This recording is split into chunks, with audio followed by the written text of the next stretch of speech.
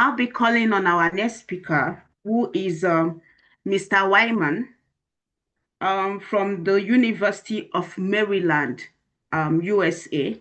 He'll be speaking to us on deterministic death on the Zong, factual difference making, embodiment, and agency. Mr. Wyman, please, you can speak to us. Hello everyone. Can you hear me well? Yes, we Okay. can. Okay, perfect. Greetings everyone. My name is Ellen. I'm an essayist and ethics researcher, and this work is a continuation of work I started in 2018, particularly with the Zong massacre. In this, the work is essentially me trying to recreate a more complete ontology of Blackness. I'm gonna remove these headphones. So, um, originally this paper started out as an exploration of factual difference making, which is essentially like these computer models that allow us to see the way agency and power adjust over time. It's normally used in like social experiments or sociological studies. And what I found in the process of writing this paper is that it became more of a causal study where I was trying to determine if this particular massacre, which I'll get into within the talk, with this particular massacre, would the African bodies or the African slaves that were thrown overboard, was there any type of opportunity for them to survive, or was their outcome deterministic? And um, oh, I'm not even sharing my screen. I do apologize. Let me share my screen. Sorry about that. Can everyone see my screen? Yes, Okay. we can. Yeah, so what I thought was interesting about this was that I I started running through the different scenarios, and now this has moved towards using modal logic semantics, which I'll also get into a little later. But when I started running through the different scenarios of what led up to the demise of these Africans in 1781, I thought to myself that there was no possible outcome when we think about like this idea of possible worlds or worlds that are close to ours. There was no possible outcome in which that these slaves would have survived. And I started approaching the Zong in this deterministic. I started approaching it in an event specific way. So I started trying to see if this particular instance um, was only deterministic, or was the structure of slavery itself deterministic, in which it was able to uh, uh, create solutions of death, which also I'll get into what I mean by that in terms of solutions of death. And what I found is that when I started breaking down some of these structural factors, when you're using modal logic, you have to find like these variables that can be reproduced through constants, these modal constants.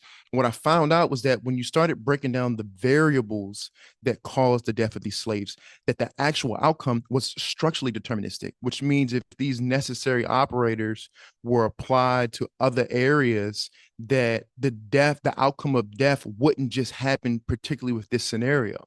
And I think that is a completely different phenomenological experience when we talk about agency. And that is pretty much the idea of what I'm trying to focus on. And so slavery presents itself as a very distinct state of bare life, mainly because agency is not solely restricted, but it's perceived through someone else's self-relation process and the way they orient themselves to the world. So with Merleau-Ponty, he always talks about how the body is the manner in which we orient ourselves to the world, but it's also connected to how we associate meaning.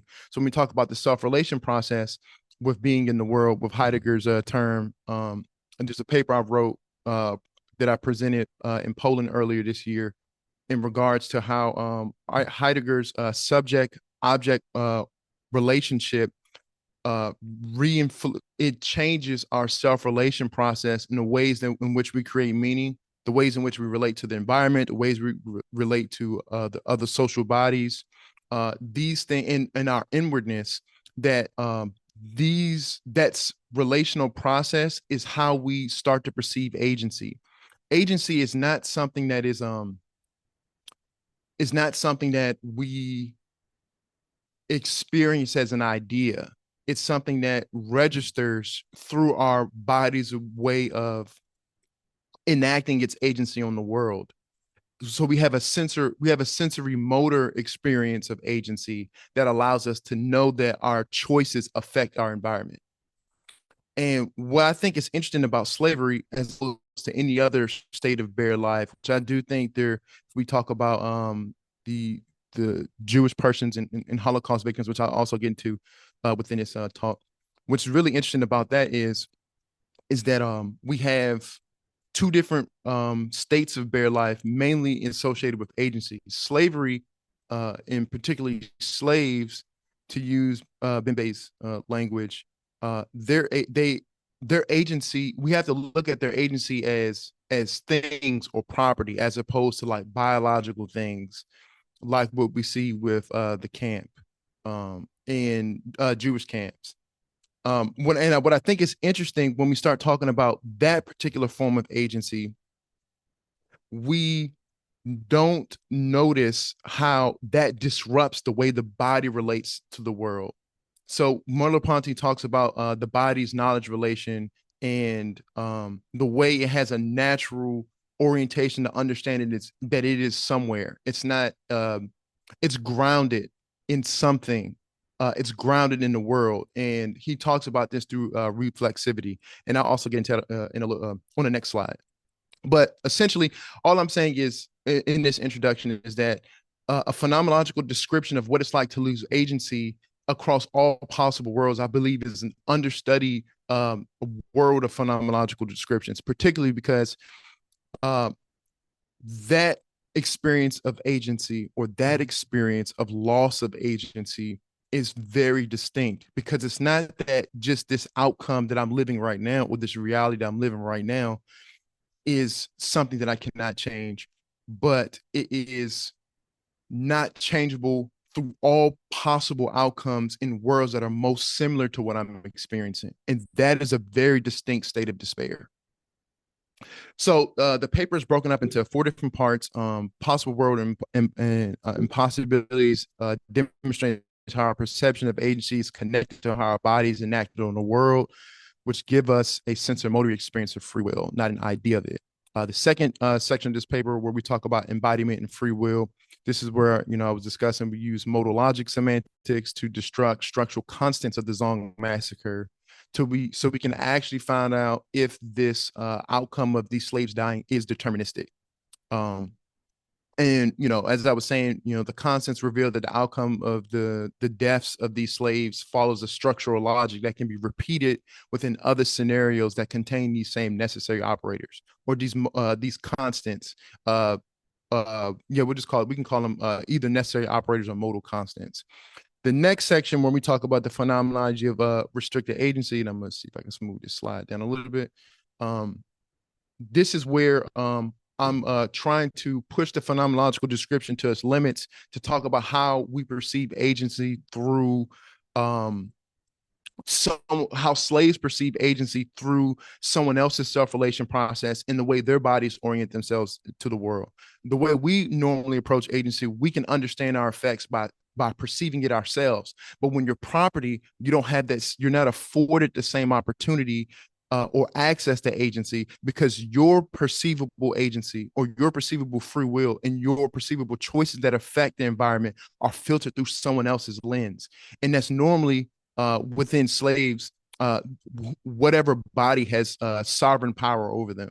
In the last section, cultural trauma and a more coherent ontology, and essentially discuss how these necessary operators become constants in our reality that don't just affect the era of the Zong, but they affect African bodies now, continental Africans, descendants of slaves, because we inherit a corrupt or contorted ontological positioning, and that in itself, we cannot even begin to think of development if we don't have a more complete proxy of what it means to be Black or Black personhood distinction. So I feel like I took a lot of time during that introduction, so I'm gonna try to move through this fairly quickly. So when we perceive our choices of having effects, that give us a sensory motor experience of free will, not just an idea of it. So again, what I was saying, our choices do not feel like they affect our outcomes in the world. They actually do. And there are varying degrees of experiencing meaningful agency. So if we take this thought experiment of a citizen, a previously convicted felon, and a felon. So say if I'm a citizen and I use all my cultivated skills, all my experiences to petition my value for a company position. I get the job. My will to enact on the world to get this job is met with minimal restrictions or minimal obstacles. Now, say if we take the same experiment when I have the same cultivated skill set, I have the same cultivated experiences, and I'm a previously convicted felon. Depending on the certain acts that garnered my previous status as a felon, most jobs will not allow me access to that position. And it's not because of my qualifications, but it's because the way my presence would affect my other colleagues. My agency is restricted because I cannot use my will only to grant myself this access to this position. You have the collective will of my future colleagues. You have the CEO. You have all these things that then affect my access to getting this job.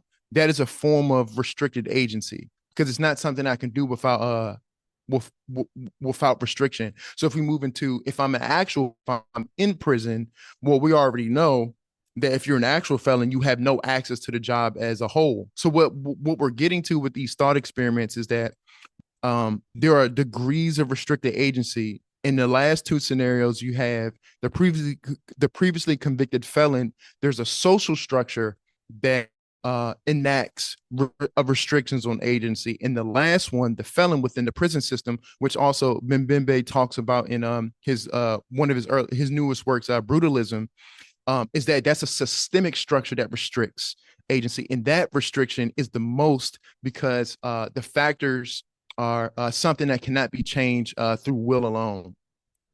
And this is where we get into different states of bare life.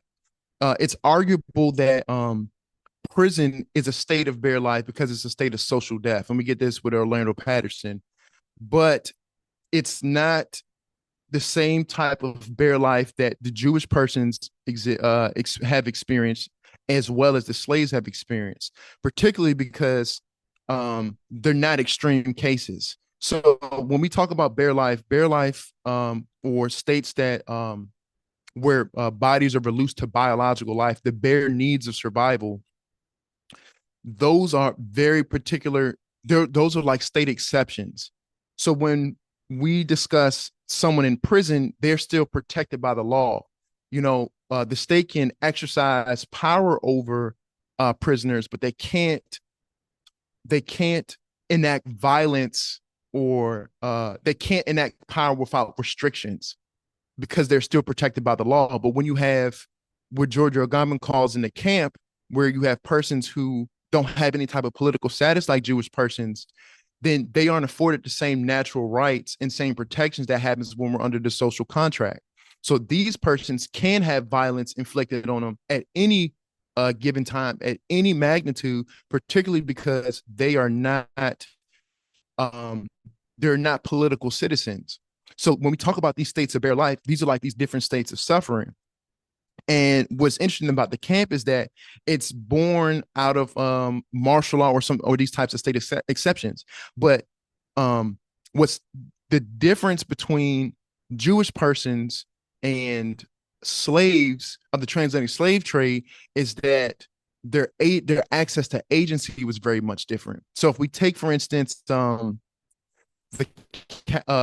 like cattle, the way slaves were referenced as property. If a cattle doesn't want to eat, a cattle cannot refuse eating, especially if it's owned by someone that is benefiting off the capital of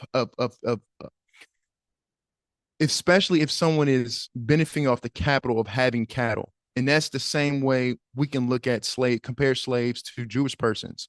So if a slave doesn't want to eat, it's forced to eat with a speculum. It's like this metal contraption in which it's about maybe 8 to 12 inches long that's inserted in the throat of a slave, and it's twisted to open up their mouth for force feeding.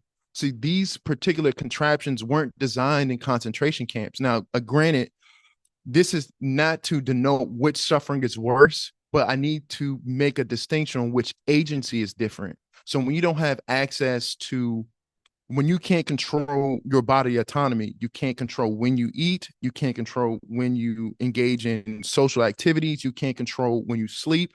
That is a different level of restricted agency. But particularly with the Zong massacre, their restricted agency is something that happens across all possible worlds and all possible outcomes. I'm gonna try to move through this quickly. So to give a quick explanation of the Zong massacre, this happened in 1781 with the British slave ship, the Zong. And again, this is a continuation of work I've been doing since around 2018 about Black personhood using this. So in 1781, I think in September 6th, Captain Collingwood took 470 slaves from the coast of West Africa to Jamaica. In the process of that journey, uh, the slave ship encountered an area in the Atlantic called the doldrums, which is known for stalling ships because of the way the weather would work with the winds. Ships would be stuck for days, sometimes weeks at a time, sometimes months, and it would uproot any type of trajectory through slave ship, not slave ships, excuse me. It would disrupt any type of trajectory through marine patterns. And what happened was the slave ship was overcrowded with slaves. So I think it was 470, but the Zong ship wasn't created to be able to hold that much cargo. And again, I'm gonna call them cargo because that's how they were referenced in the court documents of the Zong. Um, and in the process of being stuck in the doldrums with limited resources, 150 slaves were thrown overboard to their deaths. In that process, all the slaves that were chosen to be thrown over, no one survived. And that's why I think the Zong massacre creates a very distinct, and I have a timer. I think I'm at 7 minutes. Okay. The Zong Yeah, I massacre. see you have 5 minutes more. Sorry to cut in. Oh, 5 minutes? Okay, I'll Yeah. move quickly. So the Zong massacre creates a very unique scenario for us to see if the outcome is deterministic. One, because there are no survivors. Two, the case is documented in the court system. And then three, there are no scribed accounts of the experience of the slaves. There's only one right now, I think, from the Pulitzer Prize winning poet Nobrice Phillips, where she constructs these survival narratives through these court documents so we can have an idea of what the slaves experience. But because there's no scribed accounts, we are able to use some type of imagination to think about the phenomenological experience. So, in particular, why this is interesting is when we talk about deterministic scenarios and deterministic outcomes, is that it's context dependent. So, when we think about determining if this was actually deterministic, we have to find conditionals and operators that allow us to see if, when we remove something from a modal logic equation, does the outcome still stay the same? And we have to be very careful about what we change, because if we change too much and it creates a deviation from our actual world, we have something that's called a backtracking conditional. You know, like when we say things like, if this would have happened, I would have done, if I would have known this, I would have done this differently in the past. That creates a backtracking conditional, which completely throws across the causal comparison. And why we're particularly using necessary operators and counterfactuals is because when we look at Ned Hall, when we look at David Lewis, counterfactuals are relevant to discussion of perception. And it's important for us to look at it this way, because the way we understand agency is how we perceive agency, because all most promising theories of perception are causal theories. And you have to understand counterfactuals to understand causation. So quickly, I'm not going to be able to really get into this as much as I wanted to. I took a little bit too much time, but this modal equation, we can I'll explain very quickly. So this first symbol that you see next to a W represents all worlds, and this IN and this CL with this W in zero subscript talks about in closest worlds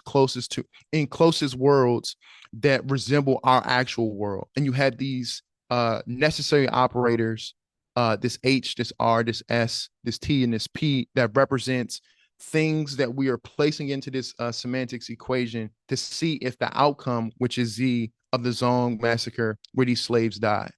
So you have the overcrowding, you have the limited resources, you have S that represents the way we create meaning, the relational way we create meaning. Again, with Heidegger's being in the world, we have an understanding of who we are through a relational experience of our understanding against other social bodies and the environment. So the way we create meaning has to be made in relationship, which also leads to why Africans and African bodies or anything with a symbol of blackness is other. And we have the T, which represents the time in the doldrums. So the T is very, again, when we talk about these backtracking conditionals, it's very important because if we change any time in which that led up to the Zong massacre, the causal comparison falls apart. And then we also have sovereignty, which is represented with white persons under colonial rule. So I'm gonna try to go through this quickly because I know you say I only have a couple of minutes. Um, and what I realized, if anybody wants to read the paper, I completely don't mind sending. But when you start adding these different necessary operators, like the belief in someone who is other is less than, when we add in the historical dehumanization of black bodies, when you start adding in the demand for labor, and again, these are things that we can't remove from this modal equation, because if it does, the comparison falls apart, and we have something with what is called a modal failure. So when these necessary factors cannot be removed, we start to see that the death of the outcome of the Zong is not an event specific happening. It is a logical structure of death. It's a logical deterministic outcome of death that happens because of these necessary operators. So when we take these necessary operators and put them in other scenarios, like what we exist today, whether it's the solvent power of white colonial control, whether it is the relational process when we create meaning, these become constants in new realities. So again, I'm gonna quickly go through this, Doctor. I'm gonna just try to get through this very quickly because this is the phenomenology description I want to get into. So when we take Merleau-Ponty's description of space in the dark, you can take this thought experiment of seeing a rat scurrying in the dark. Say this is an area that is Barbarian dark, and this is from a poet that a work I read. His name is Roman Neville, and I think he has these beautiful descriptions. But if we think about something that's barbarian dark, when you can't see your hand in front of your face, the way you orient yourself in that space is still through your body. But it's because there's no relation to anything. You are in what is called unrecognizable space. But say if you experience a rat scurrying in the dark, there are two things that happen. One, you create place, because now the space in which you're occupying has meaning, and the rat is over there and my body is here. So we're always near to our bodies, particularly because we are relating to the world or orienting to the world in relation to our bodies. So this rat that is scurrying in the dark is over there and I am over here, creating two distinct places. And what is really interesting is that now, say if that same rat was near our feet, we have a reflex that moves our feet. And what's interesting about that is the reflex happens without our conscious knowing. Well, without us pulling the rat out of the environment, our bodies react to it, but our bodies don't move towards the stimuli. It naturally moves away. It either moves to above and moves to the left, it moves upward. Either way, it moves away from the stimuli because it's treating the stimuli as a circumstance. So the body has a natural knowledge relation of it being inside of the world or being in the world. It's a natural happening that happens without our knowing.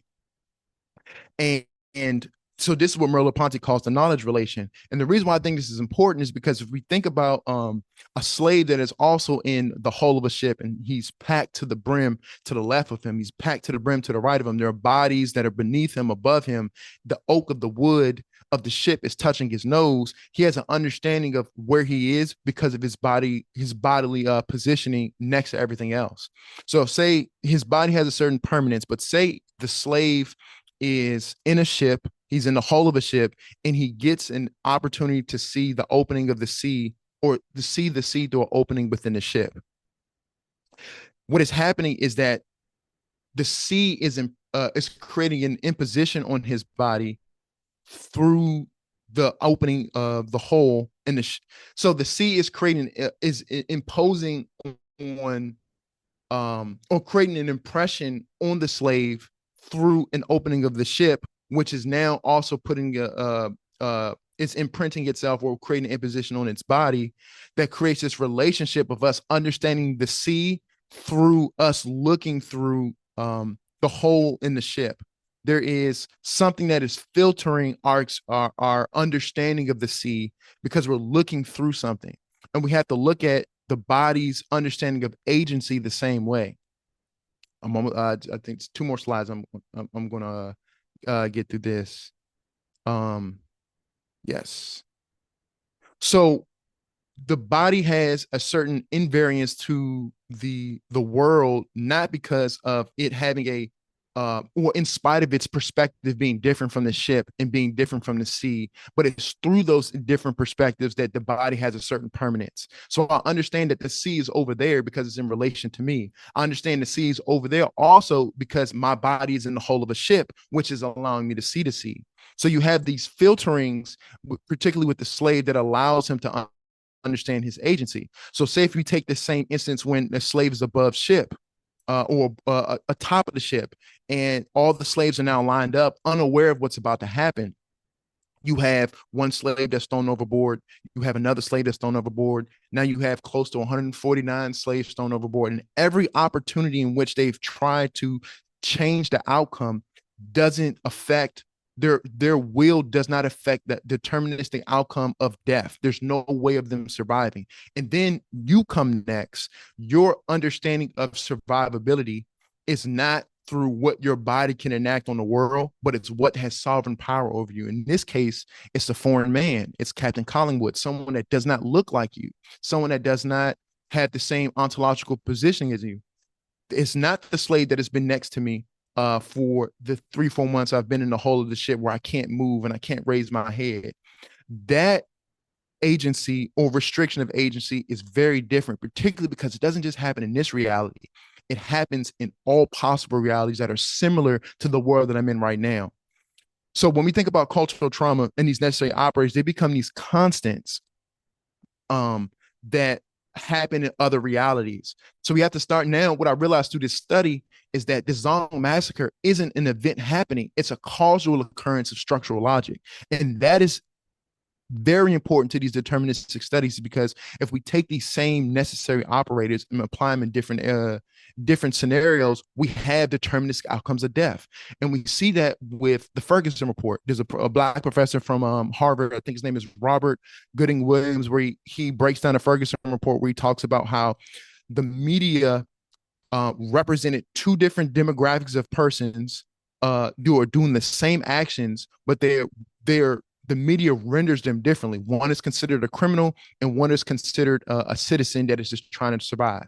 What's interesting about this is what Emile Durkheim talks about is states of anomie, where structural systems break down. So the ways we create meaning, or when society tells us what is normal and what is okay, in states of crisis states, all that stuff goes away, and we end up reverting back to our foundational understandings of the world, which includes personhood distinction.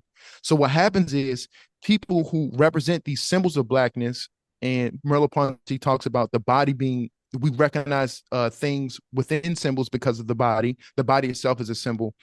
You have these groups of people that represent symbols of blackness, whether you're African or whether you're black. You represent a foundational inherited ontological positioning as these slaves. And this stuff is perpetuated Yeah, through media. sorry to cut in here, Oh please. yeah, Can sure. you wrap up, please? Yes. Yes. So again, so you have these necessary operators that don't go away, and they end up showing up in over policing, state sponsored death, health disparities. You have Black women who are viewed to have a less tolerance to pain early on in early medicine. So these what what looked like it was only operators, particularly for the Zong, become constants that affect people in continental Africans or descendants of slaves as ways of that it affects our lived experience. And this is why it's important. And when we don't understand just how dire that what it means to lose agency in a not just our world but all possible worlds, we fail to miss an opportunity to have a more complete proxy of the phenomenological experience of Blackness. When we don't understand that, we misrepresent trauma, we misname it, and we misunderstand the ontological framework of what it means to be Black. And we can't move and create development without first having a complete proxy. So in conclusion, this is you can I'll leave this up for people to view, but in conclusion, the first answer of this paper, what I found is that our perception of agency is connected to how our bodies enacted on the world. Second, modological semantics help us define the outcome of the Zong massacre structurally determinate. Three, disrupted agency affects the body's knowledge relation of being in the world. Four, a loss of agency across many possible worlds is a very distinct phenomenological experience because it disrupts the body's knowledge relation. And then five, these necessary operators become constants in our reality that affect the legibility of Black personhood through cultural trauma. So again, thank you for this time. And I apologize for going over, but this is work I'm really passionate about. So I appreciate it. Thank you. Thank you very much, Mr. Wyman. This is really thought-provoking. Thank you for your lecture. So please jot down your question, contribution, or comments for this lecture.